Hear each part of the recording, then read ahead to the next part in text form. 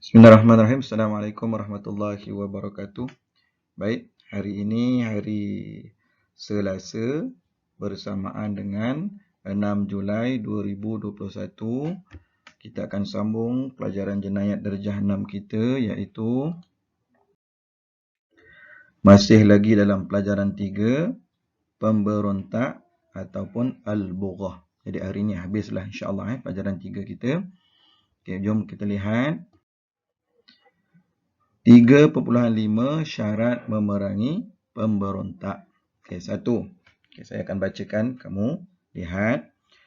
Pemberontak mempunyai pemimpin yang berpengaruh dan ditaati. Itu menjadi syarat yang pertama untuk kita memerangi pemberontak ni. Ada pemimpin, maksudnya ada ketua yang mengendalikannya.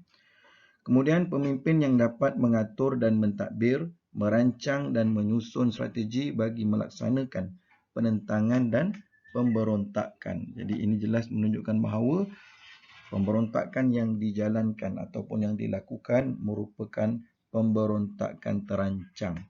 Yang kedua, pemberontakan menentang pemerintah secara terbuka dan mereka tidak berada di dalam kawalan pemerintah sebab mereka mempunyai pengkalan yang di luar daripada kekuasaan pemerintah. Itu yang kedua.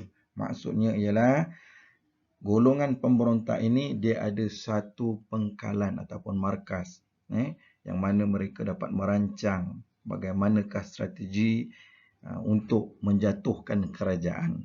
Kita tengok seterusnya. 3. Pemberontak mempunyai kekuatan tentera, senjata dan pengkalan bagi pergerakan dan pertahanan mereka. Usaha untuk menjadikan mereka taat kepada pemerintah memerlukan belanja yang besar dan tenaga yang banyak. Jadi maksudnya pemberontak ini dia mempunyai kelengkapan senjata dan kekuatan tentera mereka sendiri yang mana mampu untuk menjatuhkan kerajaan. Maka pemberontak seperti ini haruslah ditentang. Okey, yang keempat, pemberontak mempunyai asas yang menjadi prinsip perjuangan.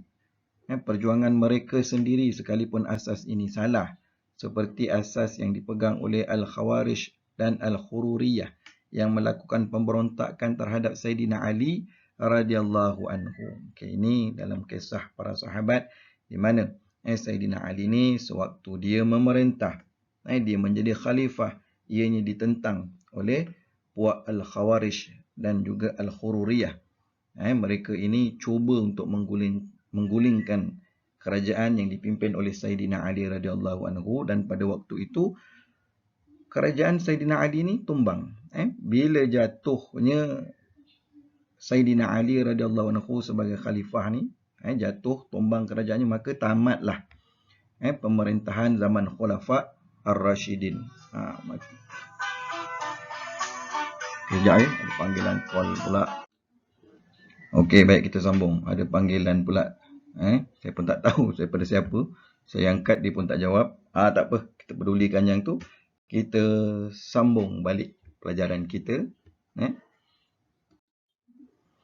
Okey, seterusnya 3.6 cara menghadapi pemberontak. 1. Pemerintah Islam hendaklah memberi pandangan dan nasihat melalui perundingan dengan mereka yang memberontak supaya mereka kembali ke pangkuan jemaah Islam. Maksudnya mula-mula perlulah diberi nasihat. Beri nasihat dahulu. Tak boleh kita terus serang sahaja. Perlu diberi nasihat, ajak berunding, tanya apa masalahnya. Dan seandainya mereka tak nak, baru kita pergi pada langkah seterusnya. Okay, yang kedua, ketika peperangan sedang berlaku, para tentera pemerintah Islam tidak boleh mengejar musuh yang meninggalkan medan peperangan, dan mereka juga tidak boleh menghukum pemberontak yang telah lemah dan cedera. Okay, baik, ini setelah diajak berunding, mereka tak nak, mereka tetap juga nak memberontak, maka berlakulah peperangan. Maka kita kena lawanlah. Dan dalam peperangan tu, tengah kita lawan tu, sekiranya mereka lari daripada peperangan, tak bolehlah kita kejar mereka, kita hambat mereka, tak boleh. Biarkan saja. Sebab mereka dah lemah. Kenapa mereka lari? Sebab mereka tahulah mereka dah lemah. Kemudian bagi pemberontak-pemberontak yang telah pun lemah dan cedera, tak bolehlah kita menghukum mereka, contohnya kita bunuh mereka dan sebagainya, kerana mungkin mereka hanyalah pengikut sahaja, dan mereka mungkin tak tahu apa yang mereka buat. Seterusnya yang ketiga, pemerintah Islam tidak boleh merampas harta mereka sebagai ghanimah. Mereka bukan orang yang kita nak perangi atas sebab mereka kafir, tidak. Jadi mereka adalah pemberontak yang datang daripada mungkin rakyat kita sendiri, ataupun golongan yang tidak bersetuju dengan corak pemerintahan kerajaan sedia ada. Jadi mereka bukanlah orang luar yang datang untuk menyerang. Mereka adalah pemberontak yang datang daripada kalangan kita juga. Dan mereka tak boleh dirampas hartanya sebagai ghanimah. Ghanimah ni maksudnya harta rampasan perang lah. Harta rampasan perang.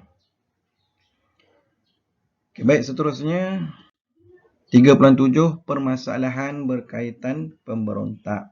1. Setelah tamat pertempuran di antara tentera pemerintah Islam dengan tentera pemberontak, tetapi ada pula tentera pemerintah Islam yang membunuh tentera pemberontak padahal pemberontak telah meletakkan senjata dan kembali ke jalan taat kepada pemerintah, maka tentera yang membunuh itu dikenakan qisas. Apa qisas? Balas mula. Kalau dia bunuh, balas bunuhlah. Melainkan ia bersumpah bahawa yang dibunuh masih lagi memberontak dan tidak mahu taat kepada pemerintah. Namun begitu, pembunuh masih tidak terlepas dari tanggungjawab, iaitu membayar diah, tetapi tidak dikenakan qisas. Okey, ada dua situasi di sini. Sekiranya tentera Islam ataupun tentera pihak pemerintah membunuh dengan sengaja, sedangkan pihak pemberontak dah menyatakan ketaatannya pada pihak kerajaan, maka jika dibunuh juga qisas. Qisas. Seandainya mereka membunuh atas sebab mereka yakin bahawa orang yang dibunuh itu sebenarnya masih lagi memberontak dan tidak mahu kembali kepada pihak pemerintah, maka ia dikenakan diah. Apa diah? Diah ni ialah ganti rugi. Sejumlah duit lah. Sejumlah duit ataupun sejumlah wang lah. Sejumlah wang bagi tujuan menggantikan nyawa yang dibunuh. Seterusnya, yang kedua, sekiranya tentera pemerintah Islam membunuh pemberontak yang ditawan atau membunuh mereka yang luka, pembunuh itu wajib membayar diah, bukan qisas, kerana ada kesamaran, yakni syubhah bagi keharusan pembunuhan. Ini ceritanya kalau pemberontak yang ditawan, pemberontak yang ditawan itu dibunuh. Dibunuh. Ini cerita yang dah ditawan. Bila sebut dah ditawan, dia ada dua. Sama ada yang ditawan itu masih lagi namanya pemberontak, dan yang kedua ada juga yang dah kembali kepada pihak pemerintah. Maksudnya mereka dah sedar lah, mereka dah kembali insaf lah. Jadi yang cerita nombor 2 ni tadi yang kita baca ni lah pemberontak yang masih lagi memberontak, tapi mereka dah luka, mereka dah lemah, tapi mereka tak menyatakan kesediaan untuk kembali taat pada pihak pemerintah. Maka perlulah dibayar diah. Diah tadi sejumlah wang lah. Kemudian yang ketiga, pemberontak yang terkorban dalam pertempuran, matinya adalah sia-sia kerana tidak boleh diambil tindakan qisas atau diah terhadap pihak yang membunuhnya. Ini cerita mati katak lah. Jadi kita harus sedar, bukan senang nak jadi pemberontak, dan kalau boleh tak payahlah.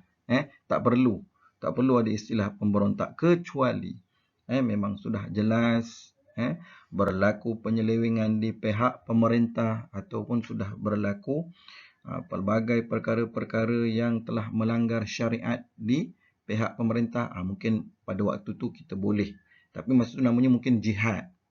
Jihad. Tapi kalau selagi pihak pemerintah menjalankan tanggungjawabnya dengan baik, dengan betul, maka kita perlu taat. Kita perlu taat kepada pemerintah tersebut. Seterusnya, yang keempat, pemerintah Islam tidak boleh membunuh pemberontak yang lari dari peperangan tersebut dan sudah mencampakkan senjatanya serta yang telah berpaling daripada pertempuran daripada terus berperang. Tak boleh. Tak boleh nak dibunuh lagi orang yang dah cabut lari tu. Biarkan saja mereka lari. Yang kelima, harta pemberontak yang ditawan tidak boleh dijadikan harta rampasan perang. Tadi sebut ghanimah. Ghanimah tu tawanan perang kan. Jadi yang ini cerita harta rampasan perang. Jelas Baik, seterusnya kita lihat 3.8. Okey, baik. 3.8 hikmah meninggalkan pemberontakan. 1. Taat kepada pemerintah Islam selagi tidak melanggar segala syariat dan hukum Islam. Itu yang pertama. Kita kena taat. Yang kedua, tidak melakukan kezaliman terhadap manusia dan makhluk Allah yang lain. Tak perlu untuk memberontak. Lagi pula pada zaman ni, lagi kita dah ada saluran-saluran untuk menyatakan ketidakpuashatian. Kemudian kita ada media sosial dan sebagainya. Tak perlulah nak memberontak, bawa parang, senjata dan sebagainya. Yang ketiga, mematuhi peraturan dan undang-undang yang telah ditetapkan oleh Allah SWT dan pemerintahan Islam. Alhamdulillah kita di Malaysia masih lagi berada di bawah pemerintahan kerajaan Islam. Syukur. Dan ini perlulah kita kekalkan. Dan jangan sampai ada pemberontakan hanya kerana fitnah. Ataupun maklumat-maklumat yang kita terima ataupun kita perolehi, yang kita sendiri pun tak tahu kesahihannya, kita pun percaya dan akhirnya berlaku salah faham dan tidak mustahil kalau ia menjurus ke arah pemberontakan. Jadi tanggungjawab kita ialah mengekalkan keharmonian. Okey, baik, seterusnya. Latihan 1, tuliskan 2 syarat memerangi al-bughah. Apa al-bughah? Pemberontak. 2, tuliskan 2 syarat menghadapi al-bughah. 2 saja. Kemudian yang ketiga, nyatakan 2 hikmah meninggalkan al-bughah. Okey, baik. Buat latihan ni, kalau dah siap hantar pada saya. Hantar pada saya. Dan jangan lupa, tinggalkan nama anda di ruangan komen ataupun ruangan ulasan sebagai bukti yang kamu telah pun mengikuti pelajaran kita pada hari ini. Baik, saya rasa itu sahaja untuk jenayat darjah 6. InsyaAllah kita akan sambung lain kali. Sekian, wabillahi taufiq wal hidayah. Wassalamualaikum warahmatullahi wabarakatuh.